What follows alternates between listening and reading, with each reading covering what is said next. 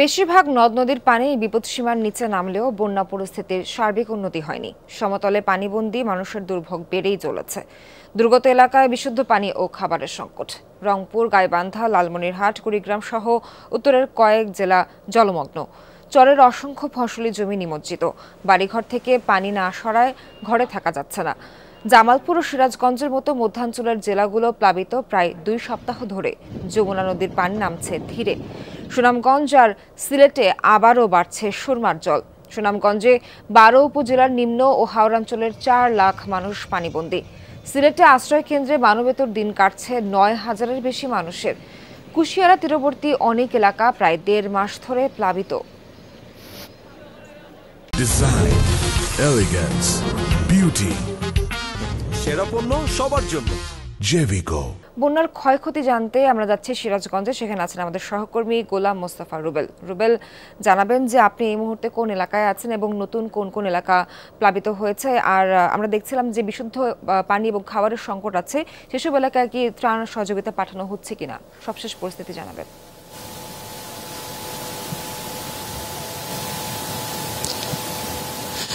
সোহার, আসলে গত 2 দিন যমুনা নদীর পানি বিপদসীমার 35 সেন্টিমিটার উপরে প্রবাহিত হচ্ছিল। অর্থাৎ গত 2 দিনে কিন্তু পানি 25 সেন্টিমিটার কমে 35 সেন্টিমিটার ছিল গতকাল রাত 12টা পর্যন্ত। হঠাৎ রাত 12টার পর থেকে কিন্তু আজ ভোর 6টা পর্যন্ত 2 সেন্টিমিটার পানি আবার বৃদ্ধি পেয়েছে। অর্থাৎ যমুনা নদীর পানি কিন্তু আবার নতুন করে বাড়ছে, এমনটাই কিন্তু আমার জানিয়েছেন পানি উন্নয়ন বোর্ডের যারা কর্মকর্তা তারা। আমি দেখানোর চেষ্টা করি, আমি রয়েছি এখানে সিরাজগঞ্জের পূর্ব মোহনপুর এলাকার এই দৃশ্যটি বলে দেয় আসলে এখানকার মানুষের বন্যার পরিস্থিতি কতটুকু নাজুক। শিক্ষা প্রতিষ্ঠান পুরোটাই বন্ধ রয়েছে।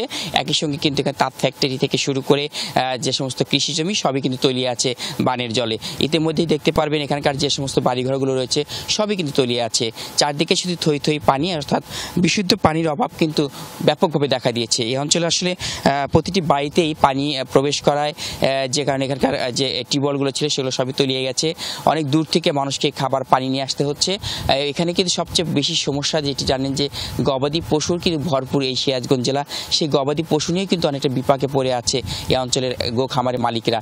আপনি দেখতে পারবেন শুধু চারদিকে যেদিকে চোখ যায় শুধু থই থই পানি, অর্থাৎ প্রতিটি বাড়িতেই পানি প্রবেশ করায় অনেকটাই নাজুক অবস্থা কিন্তু এই অঞ্চলের মানুষের। বিশেষ করে যে সমস্ত এখানকার বৃদ্ধ মানুষ রয়েছে, ছোট ছোট শিশুরা রয়েছে, তাদেরকে নিয়ে কিন্তু অনেকটাই অসহায় অবস্থায় এই বানভাসী মানুষগুলো রয়েছে। এবং আপনি দেখতে পারবেন, একটু দেখানোর চেষ্টা করি, আপনি বেশ কিছু এখানে সবজি বাগান ছিল এবং ফল বৃক্ষ বাগান ছিল, সবই কিন্তু তলিয়ে আছে এই বানের জলে। যে কারণে কিন্তু এই অঞ্চলে সবজির কিন্তু ব্যাপক দাম বেড়ে গেছে। এবং একই সাথে কিন্তু বিশেষ করে যে কথাটি বলছিলেন আপনি, যে এই যে এই অঞ্চলের মানুষের যে দুর্ভোগ, সেই দুর্ভোগের চিত্র কিন্তু ধীরে ধীরে বৃদ্ধি পাচ্ছে। এবং সাধারণ মানুষ যারা রয়েছেন তারা কিন্তু বলছেন যে, অর্থাৎ ত্রাণের যে কথাটি বললেন সেটি কিন্তু এ পর্যন্ত সরকারিভাবে 50 মেট্রিক টন চাল এবং 10 লক্ষ টাকা বরাদ্দ দেওয়া হয়েছে এবং সেটি কিন্তু আসলে প্রয়োজনীয় তুলনায় অনেকটাই অপ্রতুল। সিরাজগঞ্জে বিশেষ করে গাজীপুর সদর, বেলকুচি, চৌহালি এবং শাহজাদপুর এই সমস্ত অঞ্চলে যে সমস্ত নদী ভাঙন কবলিত মানুষ রয়েছেন তাদের মাঝে কিন্তু দুর্ভোগের চিত্রটা অনেকটাই বৃদ্ধি পাচ্ছে। বিশেষ করে অনেকটাই রুদ্ররূপ নিয়েছে যমুনা, যে কারণে কিন্তু শাহজাদপুরে যে নদী ভাঙন কবলিত মানুষ, যে দুর্ভোগ বৃদ্ধি পাচ্ছে। ধন্যবাদ আপনাকে সিরাজগঞ্জ থেকে যুক্ত হওয়ার জন্য।